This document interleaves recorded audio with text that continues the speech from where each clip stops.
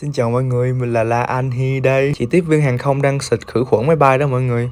Sau khi trải qua 47-49 bước qua thủ tục hải quan thì mình cuối cùng đã được lên máy bay, và bữa ăn đầu tiên của mình chính là mì spaghetti và hạt điều sấy nha. Ngoài ra mình còn được cho thêm một chai nước nè, rồi có nĩa, muỗng, rồi có một cái bịch nước chấm, khăn giấy nữa. Đó, đây bây giờ sẽ ăn thử nha.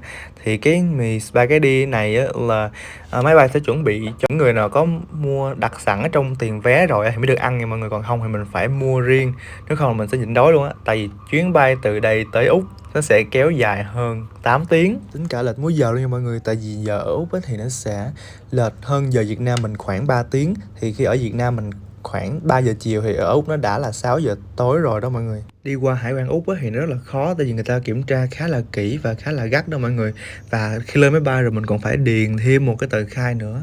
Và cái tờ khai này là để an toàn cho mình và để cho người ta biết là mình có đem những cái gì mà người ta không có chấp nhận qua bên nước của người ta hay không. Ví dụ như là mình có đem cá sống hay là những cái đồ sống và những cái loại cây thực vật gì qua nước người ta đó thì người ta sẽ không có cho. Hoặc là đem đất từ Việt Nam qua chẳng hạn, người ta sẽ biết những cái thông tin cá nhân của mình để mà khi mà mình bị bắt cóc hay là mình bị mất tích hoặc là mình trốn bên nước của người ta đó, thì người ta sẽ biết để người ta kiếm, hoặc là người ta sẽ múm mình lại vậy đó. Và đối với cái tờ này, nếu mà các bạn qua đây với một tâm thế đàng hoàng thì các bạn chỉ cần điền vào một cách thật lòng là người ta sẽ chấp nhận thôi. Thì để rõ hơn thì chuyến đi này là do trường của mình tổ chức, nôm na có thể gọi là du lịch trải nghiệm đó mọi người, và nó được định nghĩa là một môn học. Trong chuyến đi này thì ngoài mình được đi tham quan các địa điểm du lịch thì mình còn được đi tham quan các trường đại học, các tập đoàn, cũng như là được tự túc về ban đêm. Và tổng học phí cho môn này chính là khoảng 60 triệu, tại vì đi Úc nó rất là đắt đỏ. Nếu không chọn đi Úc thì các bạn vẫn có các lựa chọn khác, ví dụ là đi Nhật, đi Đài Loan, đi Hàn Quốc vân vân. Và hiện tại mình đang đứng ngay cái băng chuyền này để mà chờ cái vali của mình. Và hiện tại là 9 giờ 30 hơn vào buổi sáng, cũng là lúc mình chuẩn bị rời khỏi sân bay Sydney. Sân bay này tên là Sydney luôn nha mọi người. Và bầu không khí mát mẻ của nước Úc đã ập vào trong mình của mình, rất là mát luôn mọi người, nó giống như là Đà Lạt vậy đó. Và hiện tại mình đang ngồi trên một cái xe trung chuyển. Xe này thì sẽ đồng hành với mình xuyên suốt chuyến hành trình này luôn. Hiện tại thì ở bên Việt Nam mình đang là mùa mưa hoặc là mùa thu, nhưng mà ở bên Úc thì là mùa xuân nha mọi người. Nó ngược lại 360 độ luôn đó. Bởi vì tính từ đường xích đạo thì Việt Nam sẽ nằm ở bán cầu Bắc và Úc thì sẽ nằm ở bán cầu Nam. Và do là trái đất có trục quay nghiêng cho nên là vào nửa năm thì bán cầu Bắc của trái đất sẽ có xu hướng là nghiêng về phía mặt trời hơn, và nửa năm còn lại thì sẽ có xu hướng là bán cầu Nam sẽ nghiêng về hướng mặt trời hơn, cho nên là mới có hiện tượng là 4 mùa xảy ra như vậy đó. Nên là khi ở Việt Nam mà đang mùa xuân thì ở Úc sẽ là mùa thu, mà ở Việt Nam là mùa đông thì Úc sẽ là mùa hè. Còn đây là mình sau hơn 8 tiếng trên máy bay, không có chỗ nằm mọi người, chỉ có ngồi và ngủ cũng không được nữa, thì rất là khó ngủ mọi người ơi, cho nên là rất là đừ luôn. Nhưng mà bù lại thì các anh chị tiếp viên hàng không rất là nhiệt tình và rất là dễ thương. Chuyến máy bay của mình đi là thuộc hãng Vietjet, thì cái hãng máy bay này khá là rẻ so với nhiều hãng khác. Ví dụ như là hãng Vietnam Airlines thì hãng này rất là rẻ, và cái số tiền sẽ ứng với dịch vụ nha mọi người. Thường thì một vé sẽ là vào vài trăm cho tới là hơn 1 triệu nha mọi người. Và tiền vé này nó cũng đã bao gồm trong tiền học phí luôn rồi. Từ lúc tới đây mình thấy cảnh quá đẹp mọi người ơi. Mắt mình lúc nào cũng chữ A, mồm lúc nào cũng chữ O hết. Nhiệt độ hôm nay thì chỉ khoảng là 20 mấy độ thôi mọi người. Và mình còn đi ngang hãng nội thất IKEA, một hãng rất là nổi tiếng của Thụy Điển, nhưng mà nó lại xuất hiện ở Úc nữa. Hiện tại thì đoàn mình đang di chuyển từ sân bay đến với nội thành của Sydney rồi đó mọi người. Thì mình sẽ đồng hành với một cái đoàn mà trong đoàn này thì đa số chỉ là sinh viên trường mình và có cả phụ huynh nữa mọi người. Tổng cộng là khoảng hơn 20 người á. Có một điều rất là thú vị về nước Úc nữa, chính là tài xế ở đây sẽ ngồi ở phía bên phải của chiếc xe, nhưng mà sẽ lái ở làn đường phía bên trái. Và ở Việt Nam thì ngược lại, tài xế sẽ ngồi ở phía bên trái của chiếc xe, nhưng mà sẽ lái xe ở làn đường bên phải. Và thấp thoáng ở đằng trước, chắc là các bạn cũng đã thấy chúng ta đã vào nội thành của Sydney rồi. Và đây là nguyên set outfit của mình hôm nay.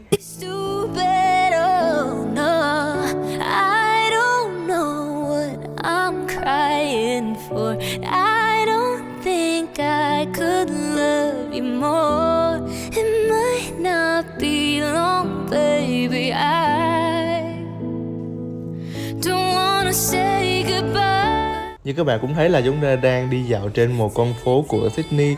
Thì vào trời xuân nắng rất là đẹp luôn nha. Và các bạn cũng nên lưu ý là trong chuyến hành trình này chúng ta sẽ phải đi bộ từ điểm này tới điểm kia rất là nhiều. Và bởi vì văn hóa của người Úc là người ta rất thích đi bộ mọi người, cho nên là từ điểm này tới điểm kia thì đi bộ nó sẽ tiện hơn là đi xe đó mọi người. Ta-da! Và như các bạn nhìn thấy trên màn hình thì chúng ta sẽ tới một quán phở Butcher ở trên một con đường của Úc. Đây là quán phở Việt Nam nha mọi người. Ở đây thì đồ Việt Nam cũng rất là nổi tiếng. Vậy rồi sẽ vào để ăn bữa ăn đầu tiên ở nước Úc của chúng ta thôi nào. Ôi, Rồi ăn xong rồi mình giao lưu. này ăn này khỏi ăn trưa luôn. Tái nè. Ở này là medium rare hả ta? Rất là bự luôn nha mọi người. Có một cái lá sách này, nắng tươi. Cái tay của tôi. Vừa ở những bước khởi đầu của chuyến hành trình này thôi mà chúng ta đã được thưởng thức một món ăn của Việt Nam nhưng mà ở tại nước Úc mọi người, thì rất là đặc biệt. Và đặc biệt hơn nữa là cái phần ăn của Úc mọi người nó to hơn Việt Nam rất là nhiều. I want you to stay. Và đây là một cơ sở của trường UTS, là một ngôi trường mà mình sẽ có chuyến tham quan trong cuộc hành trình này. Nhưng mà đây chỉ là một trong những cơ sở thôi nha mọi người, mình nhìn rất là hoành tráng rồi. Nhưng mà trước tiên thì chúng ta sẽ di chuyển tới một địa điểm khác. Hiện tại thì chúng ta sẽ di chuyển bằng xe của đoàn để có thể ngắm trọn vẹn các đường phố của nước Úc và con người ở đây rõ hơn. Đây thật sự là một xã hội rất là đa chủng tộc và mình rất là thích điều này.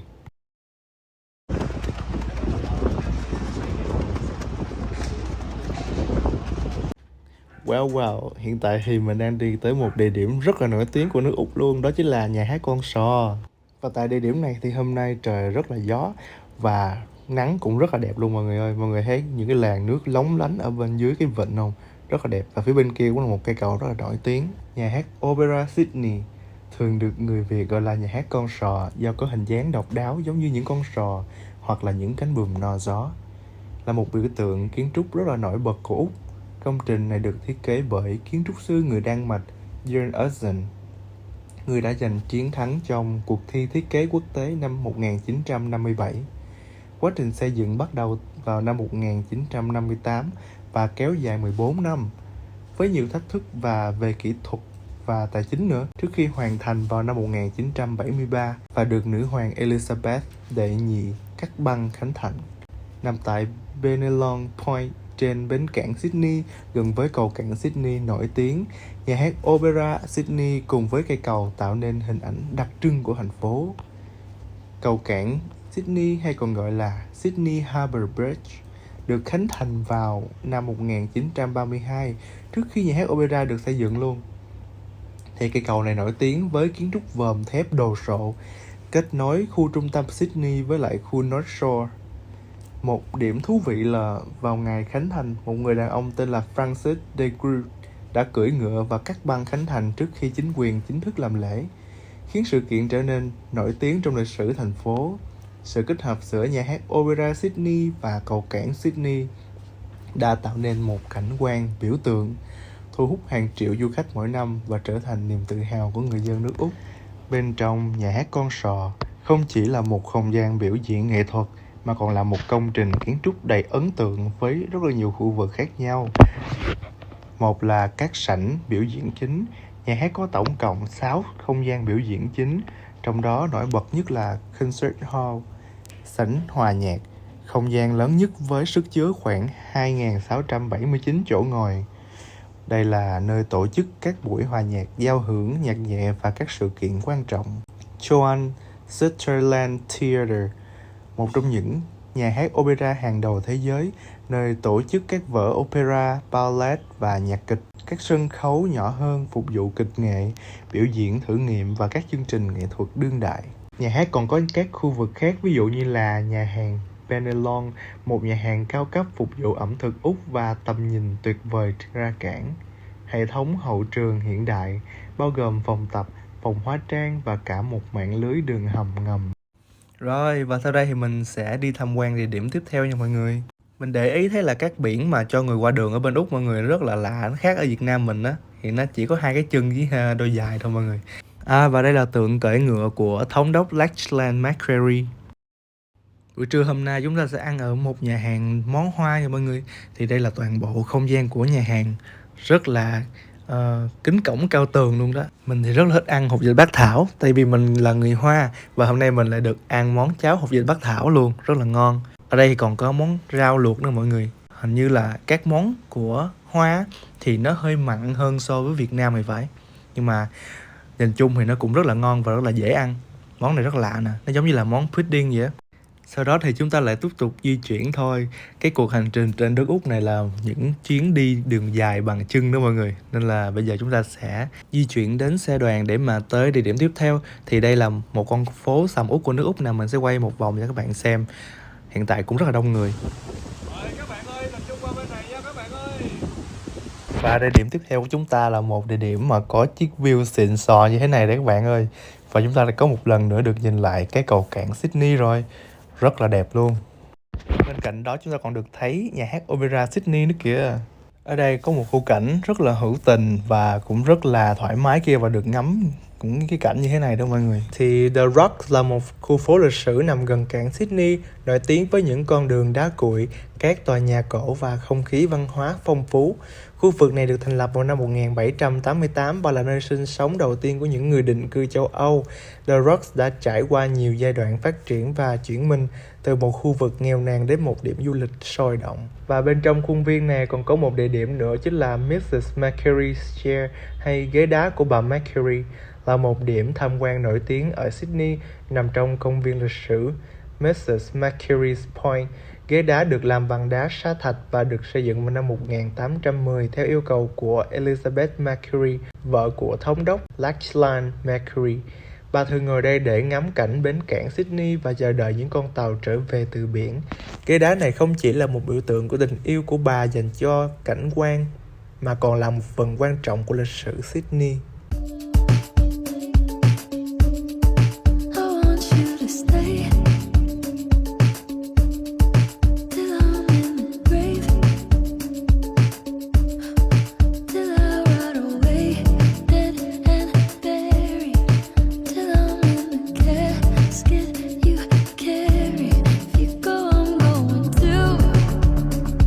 Đây là toilet ở Úc nè hả?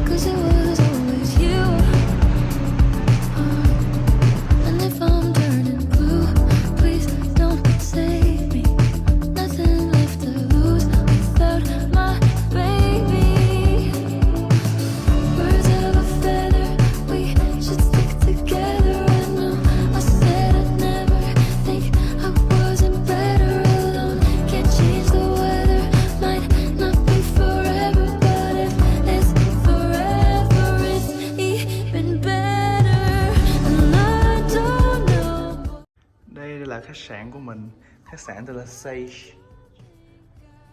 Cái khách sạn Sage này thì bên ngoài cách trang trí nó cũng không gì đặc sắc, nhưng mà bên trong thì nó cũng để xem như thế nào. Phòng mình là phòng 507 nha. Nó hay làm bằng đồ bằng gỗ mọi người. Nói chung là ở Úc thì nó cũng ưu tiên là tiết kiệm điện hết sức có thể đâu mọi người. Đó, tiết kiệm tài nguyên nói chung luôn đó. Cái này là cái giấy mà khi mà mình không muốn người ta làm phiền á thì mình sẽ để cái này ra ngoài, mát ra cái tay cửa ở bên ngoài á, thì người ta sẽ không vào dọn phòng. Còn nếu mình muốn người ta dọn phòng luôn, mình lật ngược lại đó. Ngược lại là kêu người ta vô dọn phòng giùm á. Đây là nhà tắm nè. Ở đây là phòng ngủ. Hiện tại là mình hơi bận nên là mình chỉ quay bao quát cho các bạn thôi nha. Khi nào mình về thì mình sẽ quay nó chi tiết hơn. Đó. Phòng cũng rất là rộng rãi và tối ưu thôi. Thấy nó đơn giản nhưng mà nó đầy đủ á. Đây cái giường này có thể đẩy được đó mọi người. Cái giường này đẩy được. Rất là tiện luôn. Nhưng mà có thể tối nằm ngủ nó sẽ dịch. Hiện tại là đã hơn 6 giờ rồi và đã đến lúc mình được dùng buổi tối. Thì bữa tối của hôm nay rất là thượng hạng, đó chỉ là một miếng bò Úc nha mọi người. Là một trong những món khoái khẩu của mình luôn á. Sau một cuộc hành trình dài từ Sydney tới Wollongong, sẵn cũng thông báo cho các bạn luôn là mình hiện tại đang ở Wollongong nha. Một thành phố khác không phải là Sydney, nó nằm ở rất là xa nên là mình phải có một cái khoảng thời gian di chuyển lúc nãy đó. Đó, thì tới đây mình đã ăn một cái bữa ăn này mà rất là thỏa mãn luôn. Một lát thịt bò thì trong tiếng Anh người ta sẽ gọi là steak. Thì cái miếng steak bò Úc này nó rất là dày luôn mọi người, không có giống như ở Việt Nam. Thì mình sẽ cắt như thế này nha, nhưng mà cái thớ thịt của đó mọi người có thể nhìn là nó rất là xốp luôn. Bây giờ mình sẽ ăn thử nha, để xem như thế nào. Nói chung đó là một trải nghiệm tuyệt vời. Theo lịch trình thì sau giờ ăn tối á, thì chúng ta sẽ có khoảng thời gian rảnh, đó là một khoảng thời gian tự do luôn, mình muốn đi đâu thì đi. Và mình và hai bạn sinh viên nữa đã quyết định để đi vòng vòng cái thành phố Wollongong này để xem nó có cái gì. Và tụi mình đã đi vào một cái chỗ bán đồ tiện lợi như thế này đây. Luôn á, chủ yếu là nó bổ sung rất là nhiều chất. Ăn cái này nó no nữa cho nên là người ta bán rất là nhiều. Đi xem ở trong đây một cái cửa hàng tiện lợi của Úc thì sẽ bán cái gì nha. Ôi có hạt dừa nữa hả? Dễ thương quá vậy. Ui dưa muối nè mọi người. Dưa leo mà sao mà giống như ủ ở trong giấm hay sao á. Bí rợ nè, tới mùa Halloween rồi. Đó. Bí là một $3.69 Úc. Đó. Bơ đậu phộng nè, bơ đậu phộng. Đó, rất là nhiều loại luôn. Có bơ cái này là cái gì? Almond. 5 đô mấy nè, 6 đô. Mật ong nè, ở đây là người ta rất là chuộng mật ong luôn á, rất nổi tiếng. Mật ong của Úc.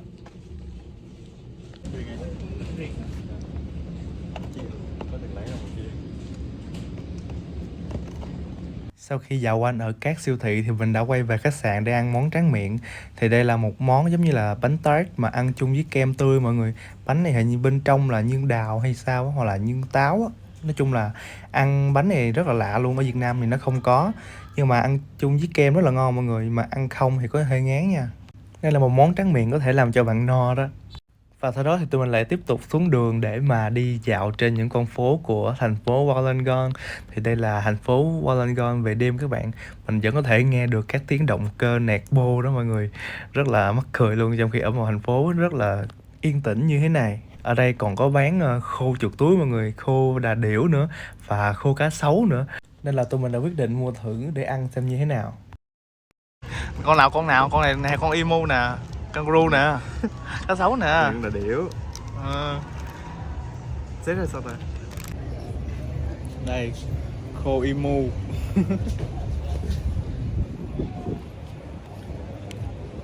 Nó ăn cho biết được, biết không? Nó hơi tanh mà nó hơi hôi nữa. Chà bông, đây là chà bông cá sấu. Cái này ngon hơn cái nãy. Nhưng mà nó có hơi xả mà nó có chà bông nữa, nó tơi. Chung cái này ăn được không? Con chim thì nó hôi. Nó sẽ giống cái con động vật có vú, hay là giống con cá, hay là giống cái con cá sấu, hay là giống con hàng lằn, Giống con gà. tại nó là con có túi chứ đâu phải động vật bình thường.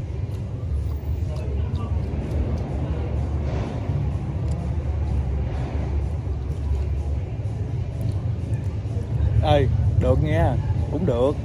Nó giống như là hơi có mùi giống như là cái vị xá xị á. Mà xí muội rồi á. Thì cái buổi nhậu tào lao này của mình cũng đã kết thúc một ngày rất là dài ở Úc luôn. Ngày đầu tiên thật là đáng nhớ. Thì nếu mọi người thích video này, các bạn có thể cho mình đặc biệt like, là hãy nhấn nút đăng ký màu đỏ ở bên phía góc dưới bên phải màn hình để có thể theo dõi được những video sớm nhất từ mình nha. Còn bây giờ thì phần đầu tiên của chuyến đi Úc của mình cũng đã kết thúc rồi. Hẹn gặp lại các bạn ở những video sau nha. Bye bye.